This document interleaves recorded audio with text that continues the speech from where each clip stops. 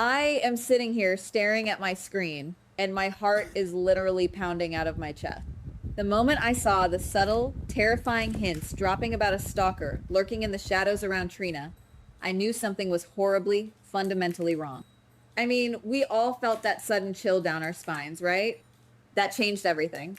I genuinely wasn't expecting that level of psychological horror to suddenly drop into Trina's life just when she was finally finding her footing. We have been watching her slowly rebuild her world, and now this dark cloud is rolling in.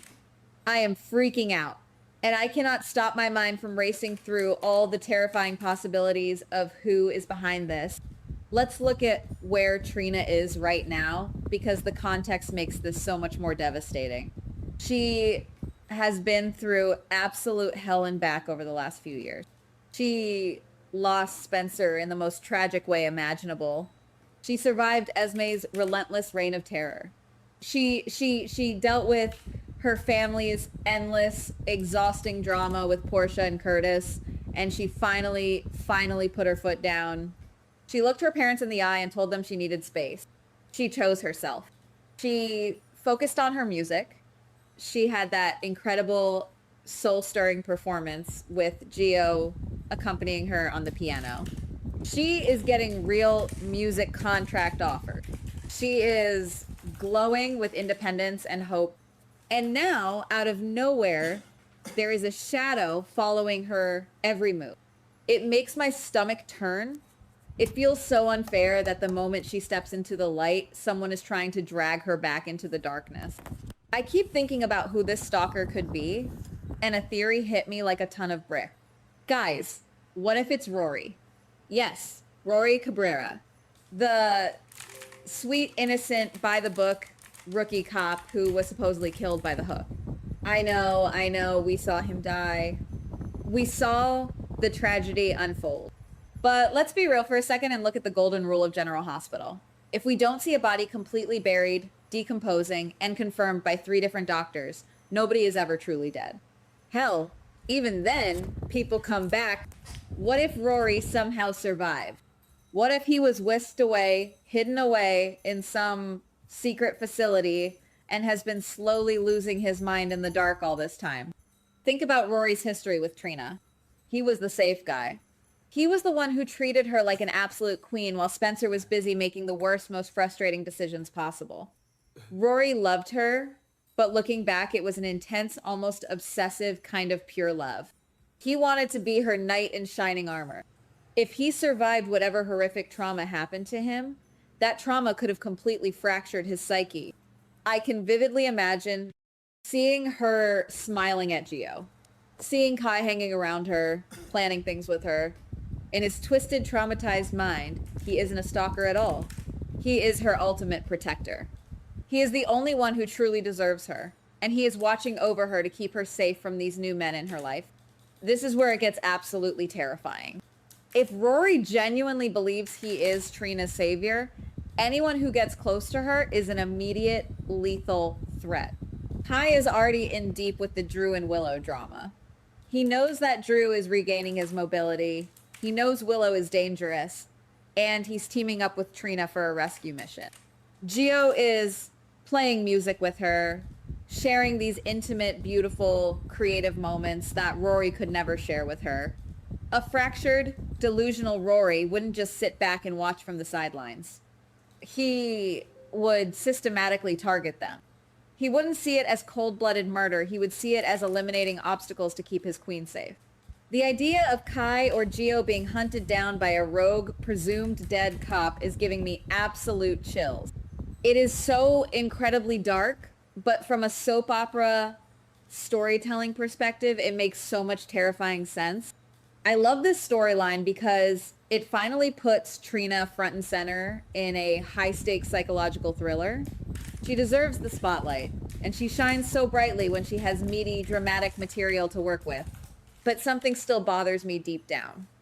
I have to admit, I absolutely hate the trope of taking a genuinely good, sweet character like Rory and turning him into a psychotic, unhinged villain. It feels like a massive betrayal of who he was and what he represented.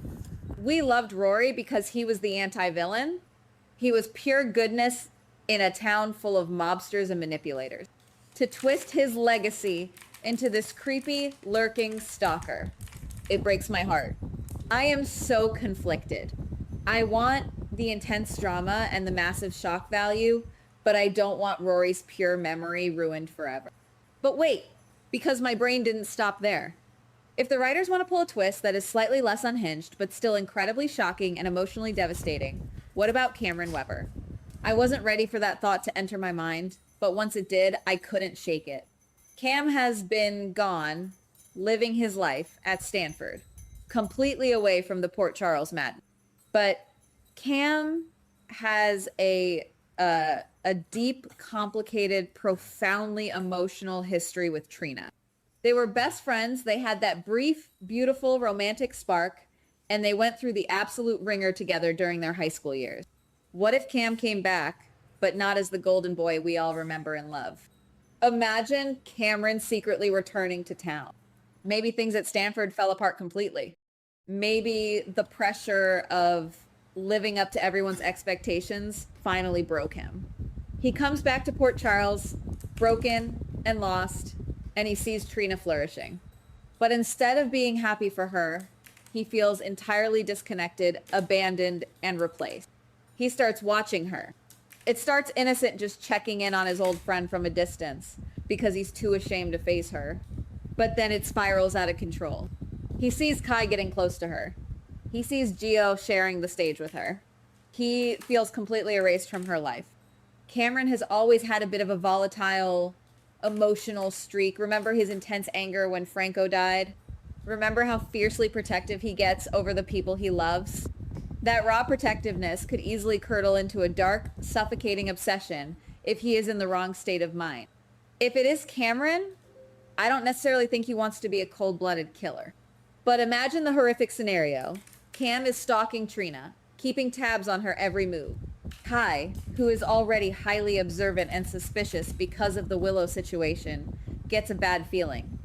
Kai is a smart guy. He's already figuring out Willow's dark secrets, so what if he figures out someone is watching Trina? Kai confronts the stalker in a dark alley near the gallery, and the stalker steps into the light, and it's Cameron. A fight breaks out. It's not premeditated murder, but a tragic, violent, chaotic accident. Kai ends up dead, and Cam is left standing over the body, his entire life and future ruined in a single terrifying instant. That would be a Shakespearean tragedy of epic proportion. Let's judge this for a second, because I have a lot of feelings about how the writers are handling these characters. I understand why the writers would go the Rory route. It brings back a familiar face, it ties perfectly into past trauma with the hook killer, and it provides a massive, jaw-dropping shock value that would break the internet. I still think that would be a mistake, though. Turning Rory into a killer just for shock value feels incredibly cheap. Maybe I'm being unfair, but I want villains to have complex, nuanced motivations, not just, I came back from the dead and now I'm crazy. If Rory is doing this to protect Trina, the writers better give us some incredible, Emmy-worthy psychological monologues to justify his descent into madness. They cannot just make him a one-dimensional slasher villain. On the flip side, I completely understand why they might use Cameron for this twist. It grounds the story in deep, long-standing character relationships and years of established history. But if they turn Elizabeth's beloved son into a stalker and an accidental killer, the fan base would absolutely riot. I would riot. Cam is the heart of that younger generation. He is the good son. To have him be the one terrorizing Trina would be a massive, jagged pill to swallow. I honestly can't decide which option hurts more. Both of them involve completely destroying a character we care deeply about and tearing down years of goodwill just for a few months of intense storyline. And then there is the massive elephant in the room, Spencer. Part of me wants to believe that all these creepy stalker hints are leading up to a massive, triumphant Spencer Cassadine return. We all want Spencer back. The chemistry between Spencer and Trina was undeniable, electric, and carried the show for months. It would be the ultimate romantic reunion. But another part of me thinks General Hospital is playing us like a fiddle. They know we want Spencer. They know we are desperate for him. They are dropping these creepy hints to make us hope it's him, just so they can pull the rug out from under us in the most painful way possible. I can't help feeling that Spencer is nothing more than a giant red herring designed to keep us looking the wrong way while the real threat, Rory or Cam, closes in. This internal debate is tearing me apart, guys. Part of me desperately wants the ultimate, unhinged soap opera twist, give me crazy Rory back from the dead, lurking in the shadows of the Metro Court, plotting to take down Kai and Gio with a twisted sense of romantic justice. It would be phenomenal, edge-of-your-seat television. Another part of me thinks the profound emotional devastation of it being Cameron would yield better, more grounded acting scenes, especially for Elizabeth and Trina. I honestly can't decide what I want. I am pacing my living room just thinking about the possibilities. The suspense is literally killing me, and the fact that Kai or Gio might pay the ultimate price makes the stakes feel so much heavier than just a standard romance plot. I keep thinking about Kai's position in all of this. Kai is already playing with fire by investigating Willow and protecting Drew. If Kai gets murdered by Trina's stalker, imagine the fallout. Everyone would immediately suspect Willow did it to silence him about Drew's recovery. Willow would go down for a murder she didn't commit, while the real killer, Rory or Cam, continues to watch Trina from the shadows. The interconnected layers of this potential storyline are blowing my mind.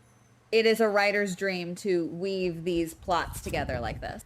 This storyline has its hooks deep in me, guys. I am terrified for Trina.